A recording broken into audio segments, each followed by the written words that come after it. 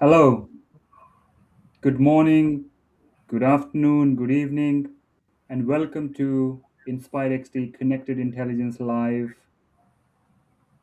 Welcome to whoever is joining live, who's going to watch it later. This is our first session for 2026, fourth overall, and this one is a little bit different. This one is about our first conversation, which is building on what we've been doing in 2025, but also taking into account what 2026 has to offer. And I'm delighted to welcome my colleagues, two of whom you already know. Rajiv and Richard have made appearances here, but I'm super excited to welcome our colleague Satish. This is an extended geographically dispersed leadership team bringing perspectives about markets, about data and AI, and enterprise transformation. So it's going to be different, it's going to be meaningful. This session is all about execution.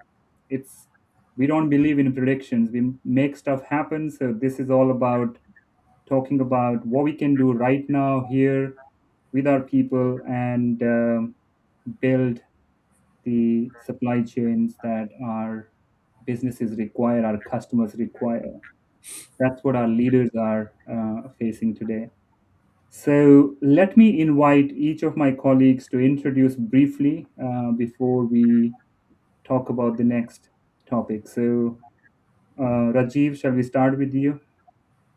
Absolutely. Glad to be here. This is very exciting, and thanks to the panel that I'm joining today.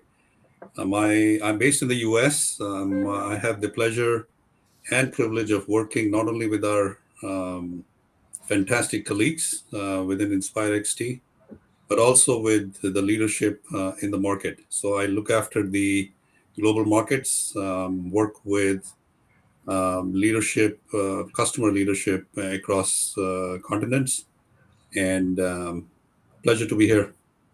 Awesome. Thank you. Let's go to you, Richard. Thanks, Kuldeep. Hello, everyone. Also, pleasure to be here with you all today. I'm Richard Lewis. I am based in London, and I have the privilege of leading our global data and AI capability here at InspireXT. My focus is really working with customers, often beginning with data and AI strategy, and continuing it all the way through to program delivery and execution. So for customers, that really means taking their supply chain challenges and pain points and translating those into architectures and solutions that connect the data and processes between commerce and operations. It's ultimately all about improving visibility and decision making across their value chains. Awesome. So before I go to Satish, let me say, Richard, I think today your internet is not supporting you, so you might want to fix it a little bit louder also. So that would be great. Let me take a look. But that's the beauty of being international, right? We get to deal with these things real time. Um, while you do that, let me go to our newest guest, Satish. Satish, please introduce yourself and welcome. Thanks, Kuldeep. Glad to be here. Hello, everyone. Satish Tirumurthy, based in Bangalore, and I'm responsible for the Oracle practice globally for InspireXT. And the primary agenda or the primary focus within the practice is to deliver successful business transformation engagements, and that is through the Oracle Cloud Suite as well as InspireXT's connected solutions. Thank you, Satish, and welcome everyone who's joined online. We are talking about important priorities that we believe um, will shape our the future of the supply chain and um, you know throw light on how we will continue to build. If you have questions, please put them in the chat box. We will, from time to time, look at your questions, and if we couldn't answer today, we will anyway come back and answer them later as well. So, thank you again, gentlemen.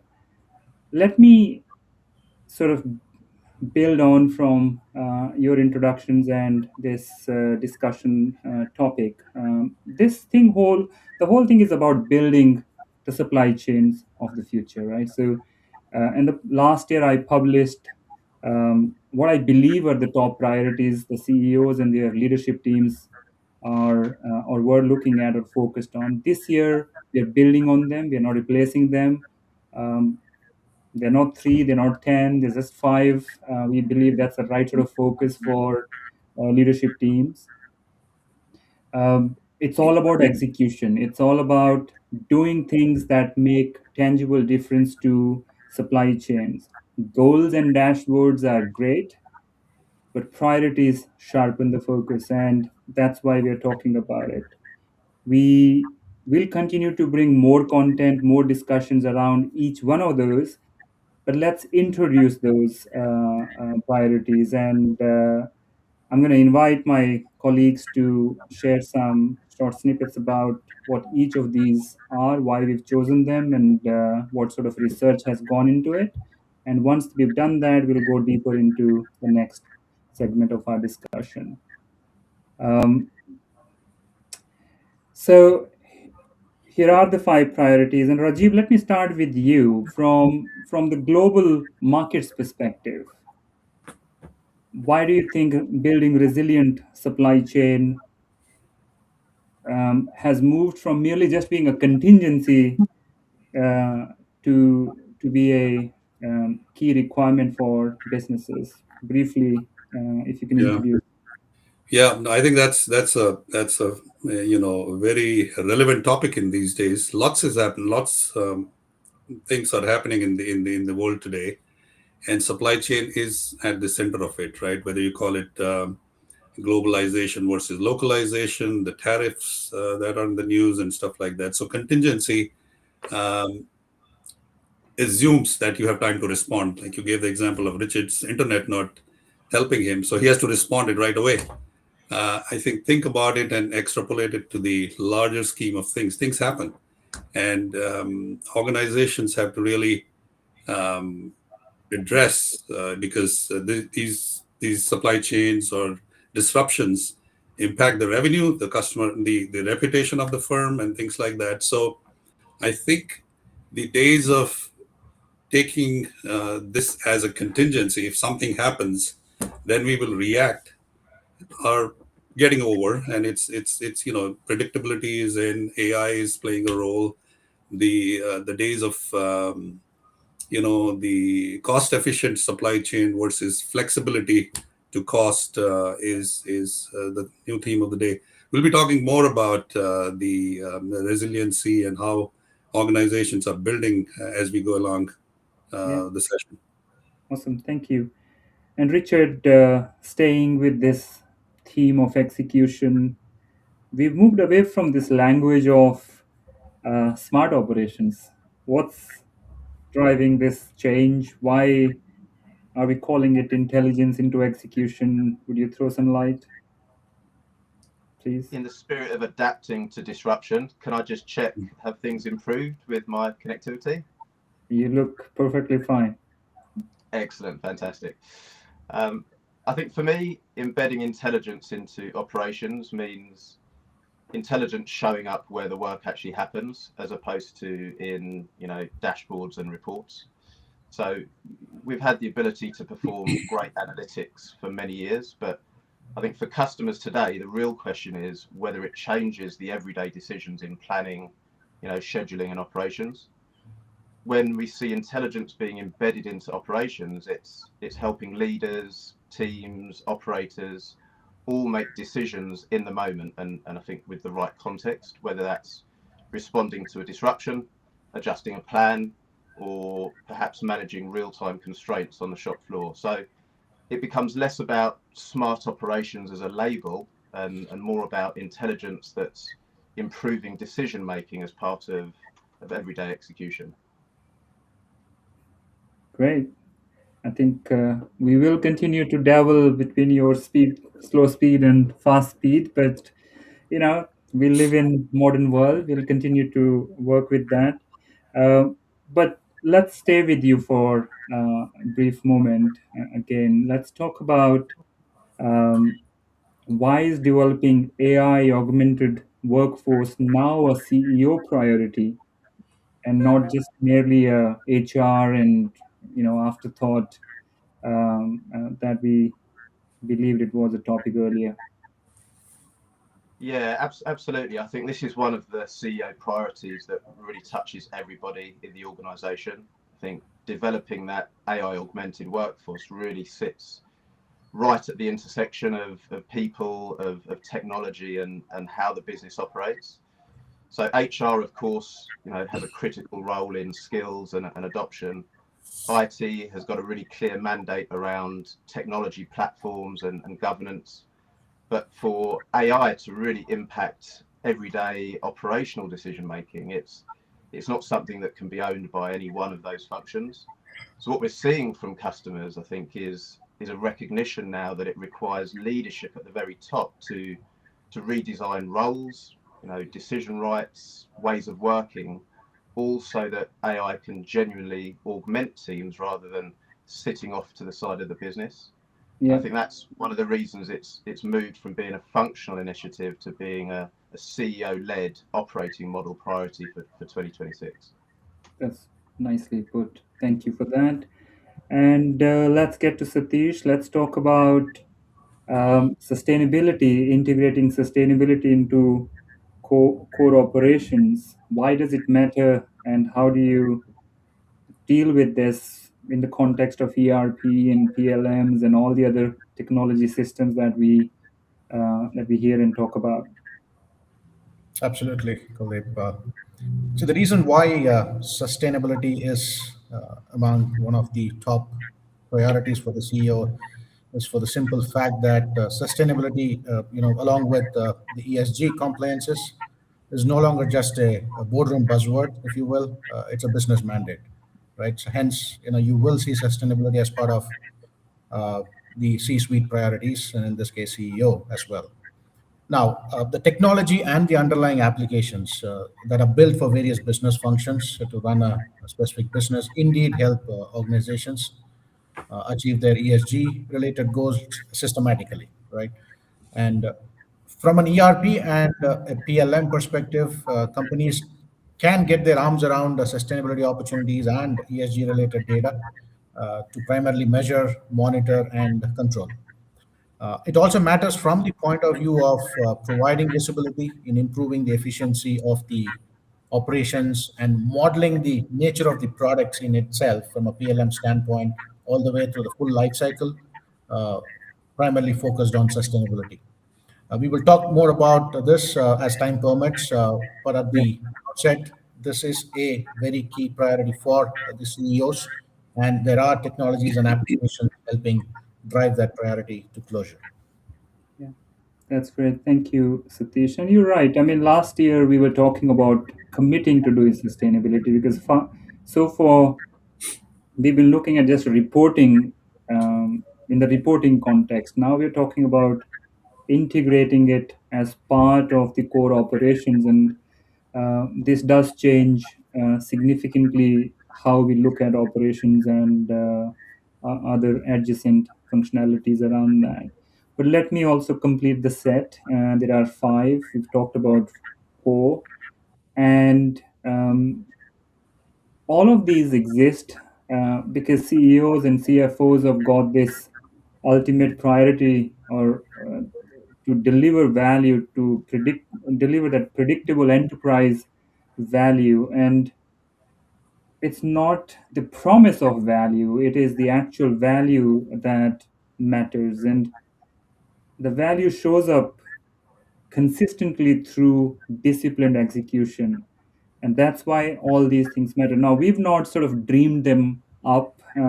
We believe very strongly, very passionately about supply chain or building the supply chain of the future. They have continued to evolve from where we were last year. Um, but before I go deeper, and thank you for introducing these gentlemen, I'm going to take this slide off and give a little bit more context before we start our next segment. 2025 was quite an exciting year.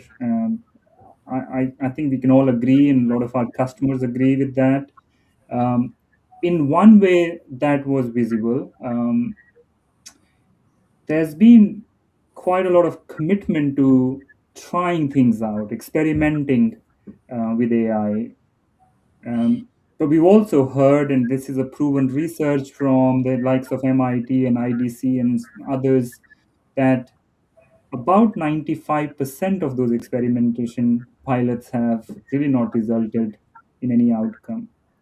And the CEOs and CFOs and the C suite and all the business executives are now essentially saying, well, we need to move on and we need to try to understand what real value can we create, because it's now not just experimentation for the sake of it. AI has entered our personal and operational spheres profoundly, and we are starting to accept it. The leaders are starting to accept it in day-to-day life. And as a founder of InspireXT, I'm very proud that we made that investment in natural AI back in 2022.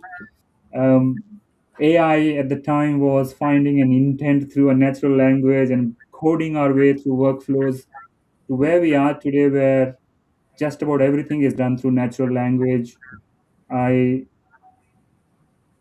can't say that we thought we understood how it will evolve, or we knew how it will evolve. Um, but as this has happened, we also need to be conscious of something else, which is being felt across industries, and many of the colleagues are finding this pace of change really difficult to come to terms with. And frankly, you cannot fault them. This has Nothing like this has been seen before in the previous transformative years and decades, because this is affecting the the very thing that we thought was uniquely reserved for humans: the knowledge, the judgment, and so-called smart. It's taken all that, and therefore it feels different. It is different, and um, we have the responsibility to accept this change, not let others do the experimentation and wait for the last minute and when it is too late. And in doing so, navigate it together. Some believe that. So, with that context, let's explore how these priorities show up in real execution. And I would like to also say that we will continue to come back to these topics throughout the year. We will continue to enhance this. We will share more. So please let us know if you have interest in one particular priority, more than one. We'll be more than happy to arrange those specific. And the next one is coming up, especially with our partners around the intelligence into operations. And we are looking forward to continuing that dialogue. Right. Let's switch gears and let's talk about the the insights that we've gathered, and let's share those by way of these questions. And I'm going to start with Rajiv. Um, the first question I have for you, Rajiv, is continuing from where we started. Is You've been speaking to execs and CEOs over the last several months and quarters, and senior leaders across the market. What feels what feels different this time? What are uh, the key things you're hearing, and why is that supply chain of future is now different from the previous cycle? Yeah, lots of anxiety in the market. I'm seeing they want to the leadership wants to really be prepared for the unforeseen. Geopolitical situations are a big driver for that as well. Um, and then obviously AI constructively is an area that people want to leverage to avoid surprises and be prepared. The what if scenarios are playing a big role in terms of if this happens, how will we react? I think the digital twin philosophy has extended to really you used to simulate an environment in a manufacturing plant in terms of if this why happens, how will we react? But I think that has shifted more to the whole value chain for any organization. So there's a lot of work happening in that area to build resiliency in the supply chain and overall, basically to avoid surprises. I think they have I'm hearing terms like, hey, from an inventory optimization perspective, for example, it used to be just in time concept, right? So now it is what? Just in case if this happens, how do I react? Um, and I think people are sacrificing a little bit in terms of whether it is the cost, the money, investments, and stuff like that, um, in order to be prepared for an example that. From a transportation segment came into we all hear about online on-time fulfillment, right? So OTIF metric. Now with the advent of AI, people are really not only wanting to deliver their services and products on time, but if something changes, how do we really let customers and consumers know in advance that this is happening, and so that the customer satisfaction is maintained and customers revenue and satisfaction and reputation is maintained as well. Sure. So while the overall situation still remains the same, that hey, people have to manufacture, people have to deliver, make, deliver, and earn revenues, the resiliency that has started, the thought about resiliency to be upfront rather than in the later part of the cycle has really sunk in to the leadership. Sure. Thank you. And I think that's pointing towards a big mindset shift, essentially, right? That um, rather than just what if, if it happened, to let's plan that this will happen and build that in the design Exactly. and make it more resilient. So great. Richard, I'm gonna come to you and talk about the same theme of execution, because this is all about execution. Um, and as we spoke about, we consciously moved away from the use of smart operations. So what does this really mean now, right? I mean, what's the this whole thing about intelligence to into execution, and where will organizations still get this wrong? Could you share some insight on that? Yeah, absolutely. I think when it comes to the difference between insight and execution, I think for me the difference is actually quite simple, but it's where many organisations are still struggling. So insight tells you what might be happening in the supply chain. Execution is very much about what teams actually do with that insight, with that information in the real world, with real constraints. I think we've had the ability to generate insight for a really long time. Most organizations have got dashboards, reporting, forecasting, analytics, and in many cases all very sophisticated. But for customers, the real question is whether any of that actually changes the everyday decisions that have been made in planning and scheduling, procurement and manufacturing and fulfillment. And where I think a lot of organizations are still getting this wrong is when intelligence stops at the point of visibility. So you have all of that great insight, but when it comes to execution, people are still relying on spreadsheets, on workarounds, escalation routes and experience.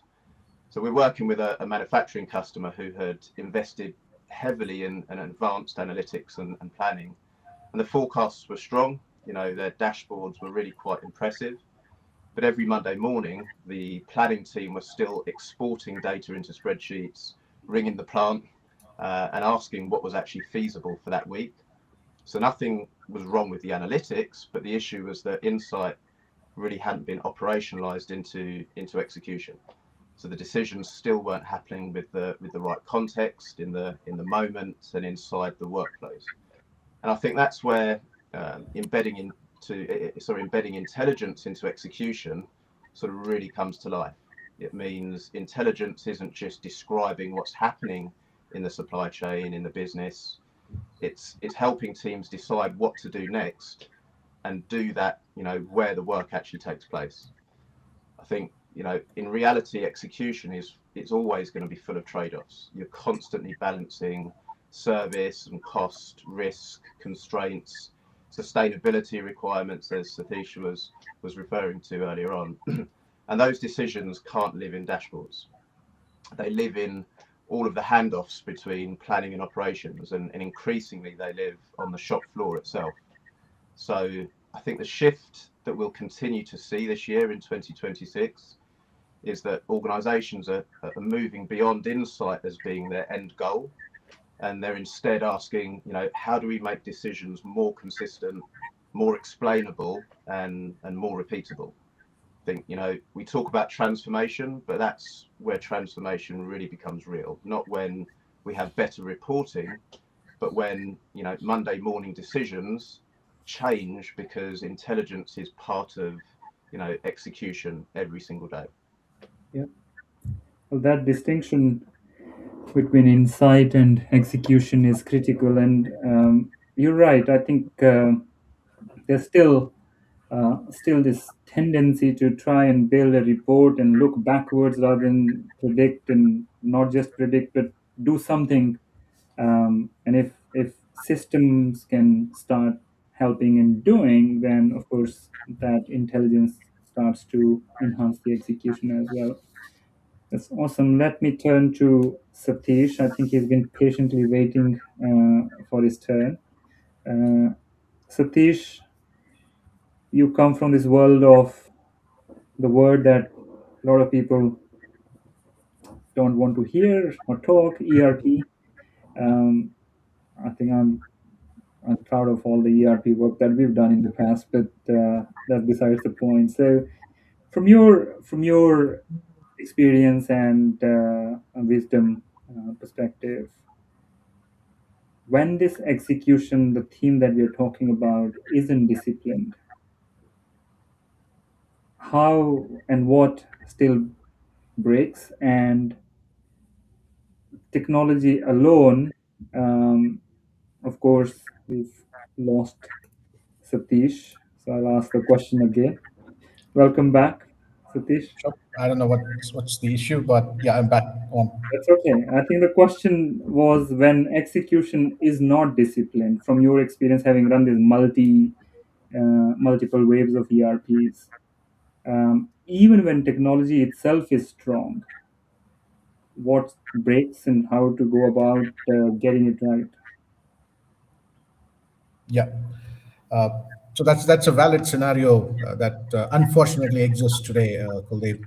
But before that, the technology as a concept, right, has been a great enabler to derive tangible business outcomes. So that's a primary purpose of taking in a technology uh, or variety of technologies into an application ecosystem for a particular business, right?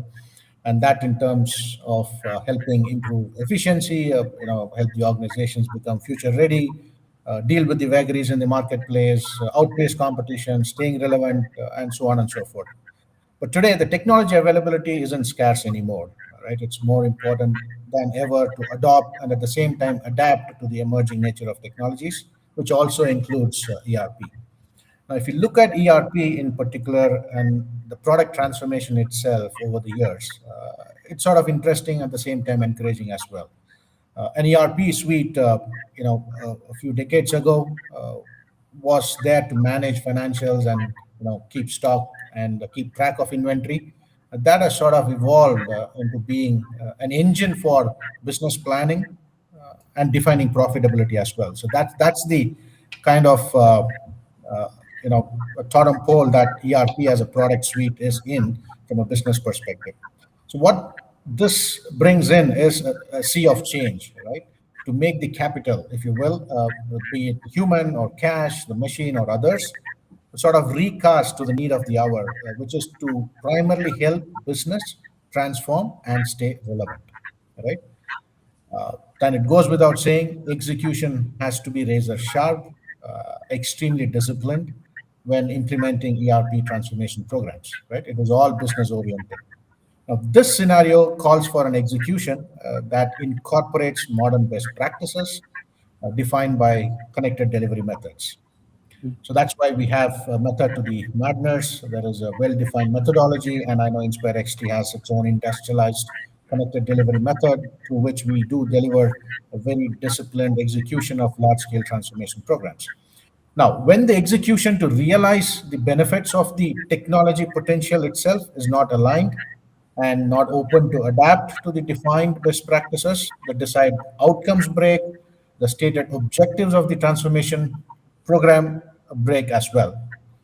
At times, the whole purpose of implementing a solution for business transformation is defeated. That is primarily due to lack of discipline in the execution, so which creates unnecessary, tech debt, increased the TCO, untapped business outcomes. Though the product is having the potential, but the execution doesn't have discipline, and hence you are not tapping into the potential of the product to derive tangible business outcomes, right? So, and finally end up grappling with the adaptation and usability issues. So what this means is through a very strong and a robust methodology, guidelines and guardrails become much more important, and hence a connected delivery methodology is imperative to have a well defined and a disciplined execution so that there is a quick ROI in the investments companies are making in large scale ERP transformation programs. Awesome. Thank you. I think it's nicely put. And while we say execution is everything, but it's the disciplined execution that makes a big difference. And it's the little detail, the boring repetition. It's doing the basic things right with same purpose, intent, and um, you have to do it over a sustained period of time. It's not one-off activity, and therefore that's where if the purpose, the missions, and those kind of things are not well aligned, I think you use the word alignment and purpose and guardrails. Um, it'll suffer, and the whole execution suffers, and fatigue, burnout, all those kind of things start to appear. So um, it's not just enough to design for execution. You have to execute with the discipline, and then keep iterating the design when things, when we learn more. So thank you for that. I think we touched through these questions about the design element of it and what it takes to deliver the design and why it is important in that sense. Let's sort of talk a little bit more about, I think, from the similar sort of theme, Satish, and this time I'm coming to you, Richard. Um, where does this whole thing break, right? I mean, it's not. It's great to say everything will be seamless and we'll design it that way, but where does it break and what do we do about it, right? So, um, what does intelligence have to reach, or where does it has to reach for it for that transformation on shop floor to land and stay there for long period of time? Yeah, absolutely. I mean, we talk about intelligence reaching the shop floor, I think, because shop floor is really where performance within the supply chain is ultimately determined. You can have really strong commercial plans, very carefully designed schedules, but execution is where I think reality shows up. Materials arriving late, yield shifting, a line might go down, quality issues might emerge during production. And for customers, that's where the difference lies between having a plan and actually delivering the service. And so the reason that intelligence has to reach the shop floor is that I think many of the most important decisions in the supply chain are being made there, in real time. Whether to pause production, substitute a component, prioritize an urgent order, release a specific batch. All of those decisions might look operational, but they carry huge downstream implications across cost, risk, compliance, and customer delivery. We were speaking with an operations team recently where a quality hold emerged mid-run. The data was available, but the response to that issue depended entirely on manual coordination, phone calls, checks, escalation meetings, and the line was effectively waiting while people worked out what to do. And so what I think customers are looking for is intelligence that supports those moments, early warning, clear context, guidance that helps teams respond quickly and consistently rather than always relying on sort of workarounds and individual heroics. And I think just as importantly, when intelligence is present in execution, you get a much tighter feedback loop as well. So planning improves because it's informed by what actually happened. Operations improve because decisions become more repeatable. And the organization ultimately just gets better and better at adapting under pressure and under disruption. And that's why the shop floor matters so much in this conversation. And it's why our solutions like Connected Shop Floor, enabled through some of our technology vendor partnerships, I think really come to life.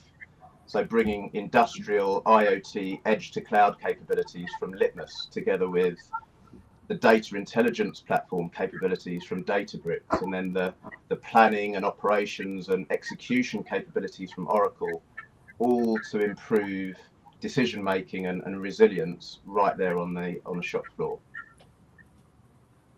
Awesome. I think you start your internet guesses when you need to speak, and it sort of dials down the bandwidth a bit.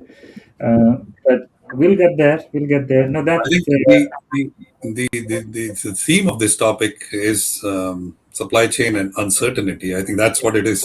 yeah, it's well orchestrated, Richard. Well done. It is orchestrated by Richard by design. So Yeah. Well, but you bring some important points. I think it's not about revolutionizing the whole shop floor. It's finding those manual handoffs or things that could just continue, and ultimately something is being built on a shop floor because there is a demand that customer has placed a trust, and the delay of few seconds and few minutes and few days, all that adds to that dissatisfaction ultimately, or enhance and increase costs, etc. So, of course, you're bringing intelligence where the intent is to improve everything and make shop floor more seamless and more connected. And let's just build on that, Satish. This idea of sustainability and um, not as an afterthought that there is a certain regulation and there are certain checklists and we fill it once a month, once a quarter, and then job done. We are talking about integrating it right in the value chain, right? And Yeah. so, of course, you know, in the previous discussions and the forthcoming ones, we'll talk a little bit more about the sphere of ERP's influence and PLM and all that. But what does it really mean to integrate that sustainability element into these practical technologies, and how do we see the benefits of that, and how does it go back to the front end of the value chain rather than becomes an afterthought towards the end of it? Absolutely, Kuldeep. Yeah. So if I just want to do a quick check if I'm audible loud and clear. You're yeah, fine. Yeah, I you are. was facing some issues. Yeah, good. Thank you. Now, yeah, so from a sustainability being integrated into the overall ERP, PLM, and the overarching value chain, if we sort of start to peel the onion a bit, right? The integration of sustainability aspects actually starts right from the implementation of these solutions for the business, and also taken through the process of continuous improvement, right?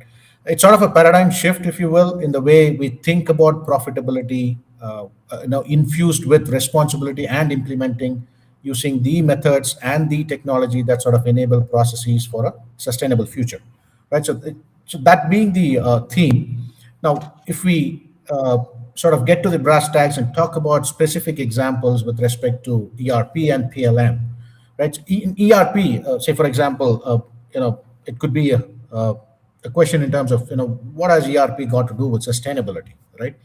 Now, if you look at the accounts payable portion, for example, within an ERP implementation for financials, right? Uh, you could sort of align that with the all three pillars of ESG, be it the environment sustainability or the social bit of being responsible, and the governance bit of being compliant as well, right? In simple terms, so come to think of it as digitizing your invoices, automating vendor payments, onboarding, compliance, which is also something in conjunction with procurement business function as well, right? So if you look at AP and procurement together, that will sort of enforce the sustainability requirements if you were to look at a PLM implementation, for example, right? How PLM will be actually set up for enabling sustainability in the value chain by virtue of AP and procurement at the back office having already had the discipline to integrate sustainability into their operations. Hence, from a PLM perspective, if we look at it, it is the whole life cycle approach towards adding value to the product design with the right sustainability performance indicators, right? So that you could model the product using these PLM suite of applications, which sort of allows for flexibility to select material from the suppliers who are ESG compliant from their side of the house to meet the criteria for sustainability. For example, say a supplier qualification management module, for example, right? From a broader ERP implementation perspective, will sort of enable that sustainability factor being brought into the overall value chain. So that sort of will enable processes to manage, the entire PLM life cycle, be it the reverse logistics, the recycling aspect of the product, also going to the extent of handling the circular economy, right? All through strong technology-oriented feature functions, and of course the right consulting and the implementation approach that we spoke about too. Now, if I were to bring in, say, supply chain management as well, in conjunction with PLM, which squarely fits into the overall supply chain value chain, SEM is one of the functions most people associate with corporate sustainability because businesses commonly track ESG data in bits of the entire supply chain, right? So be it sourcing or production, or for that matter, distribution of goods. Typically, supply chains account for the lion's share of the company's carbon emissions, if you will, right? When you see this in perspective, if you look at solutions, we spoke about PLM, we spoke about ERP. If you look at solutions within the SCM space, like transportation and logistics, right? They can help manufacturers or suppliers and all the trading partners in the overall ecosystem deliver materials, parts, and of course products more efficiently, and thereby having a cascading effort towards meeting the sustainability and ESG standards. Say, for example, you could do consolidation of trips using a TMS application, right? So that should be sort of imbibed and integrated into the overall approach that we will take to implement these tier one solutions with sustainability in perspective, right? Now, going one extra mile, bringing in AI that Richard also spoke about. There are embedded AI, infused AI applications in the marketplace today, along with all these applications. So that sort of help identify most efficient and least traffic routes, if you will, cutting the fuel emissions and thereby having a direct impact on the sustainability aspect. Right Yeah. now, integrating sustainability is a mandate. On the other hand, and we at InspireXT, we sort of ensure with our consulting approach and the delivery methodology and the experience and the knowledge that we carry around all these tier one products that we deliver this mandate through enterprise solutions. Thank you, Satish. And that's, I think, the way you covered this whole gamut, right from ERP to PLM to supply chain to other areas. It's important to sort of remember that it's not an afterthought. It's a real shift in how this is now a design requirement. So it's not only for finance capturing invoice data, but linking that dots back to where the suppliers are linked with products and how the product specifications are captured. It's that level of integration, and it also then calls on people like us to not say, well, we are not sustainability experts. We have no choice but to learn about it and to integrate that in our methodology. And that's the mindset we need to actually embrace as well. So, thank you for that important reframing, Satish. Just to add a few Yeah, seconds on the sustainability part and what we are seeing, packaging and specification management plays an important role as well. US has regulations, right? EPR regulations. I'm sure Europe has something similar, yeah. which is the extended producers responsibility. EWR, it is called. Can you hear me all right? Yeah, yeah, that's okay. Okay. Continue. Yeah, so I think packaging and specification management is an area that we are seeing a lot of focus on, and we are working to extend our PLM in terms of new product development, but also looking at packaging as part of the whole value chain. So that's an important component of what we are seeing in the market, and customers asking about it. Great. Well, let me pause for a moment. I think we've covered quite a lot from designing to execution, and what's coming clearly through, of course, I think we are pointing out is that it's not really just a technology alone or ambition. It, it's all about disciplined execution. It's all about doing something with that sense of priority and making decisions and designing these systems for people and success. So I think just a quick time check. We have time for maybe one, maybe two questions max. We will continue to have this um, activity. Welcome back. Oh,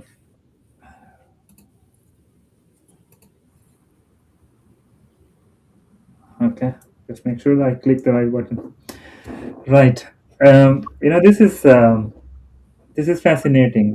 This is our fourth LinkedIn Live or Connected Live, and I purposely wanted to do it like an intimate setting, so it's not very globally dispersed, lots of cameras and stuff. We want to just do it the way real life happens. We are having a conversation, and stuff happens. Sometimes the water falls, or internet goes, and it's all live. And being able to respond real time is what supply chain is all about. So why don't live that value rather than polish that value? So Time to, as they say, there is a KPI called time metric called time to recover, right? So time to recover. Yeah, there we go. Let's shift gears. I think we one of our priorities that we talked about. I think Richard introduced this whole idea of developing talent, but not just talent, AI augmented workforce, very comprehensive, inclusive thought process, and that's really just everybody's priority, everybody's responsibility now as technology is now shaped so fast.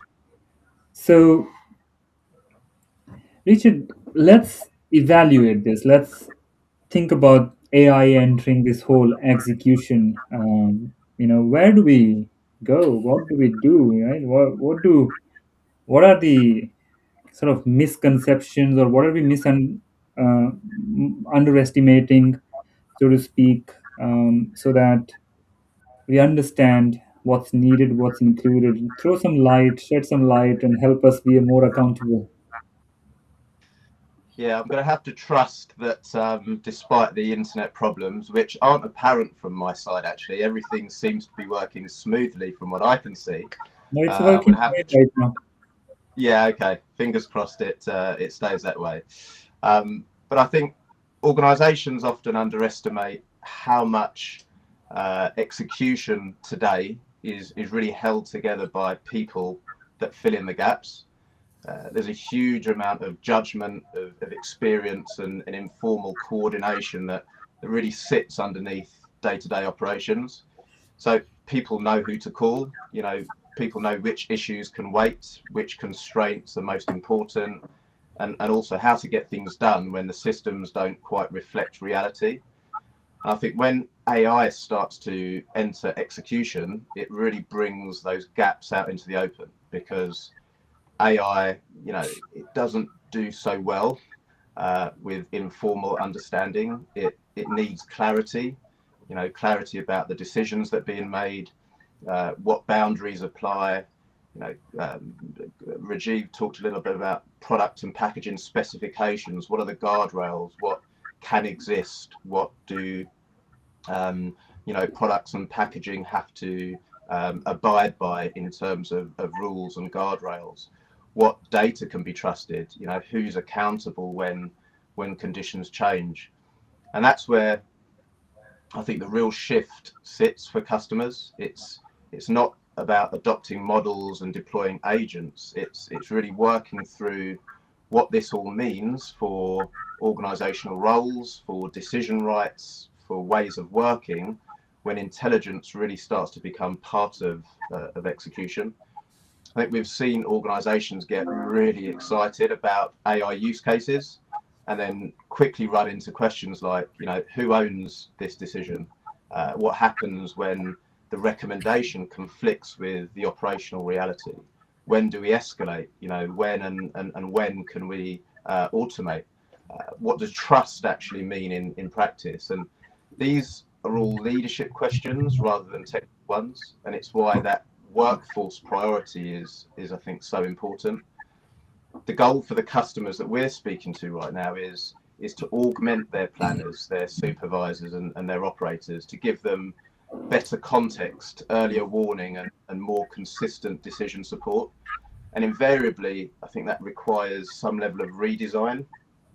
It requires organizations to make all of that tacit knowledge more explicit, to define the decision making more clearly, and of course there's a whole piece around supporting people through that change as well. So I think the organizations that will ultimately succeed in this area are already starting to see AI as part of the team, a capability that's embedded into roles rather than something that operates off on the side of the business. And over time, that's what's going to build confidence. People starting to spend less time firefighting and perhaps more time making deliberate decisions with the right support structures and tools around them. Right. I think this whole idea of clarity is quite powerful, very meaningful. Um, One would have not expected this to be the answer or a thought, but I think when you really start to distill, ultimately we're trying to do a workflow, and you want very clear view of that workflow and do it with less or no friction, if in an ideal world. And I think the days are still that the workflows are will have more and more human in the loop, while AI is now going across the workflow, but still there is judgment, there is emotion, there is improvement, and um, I believe that using this as a way to enhance the AI augmentation, I think is a very powerful, nuanced point of view that we need to adopt.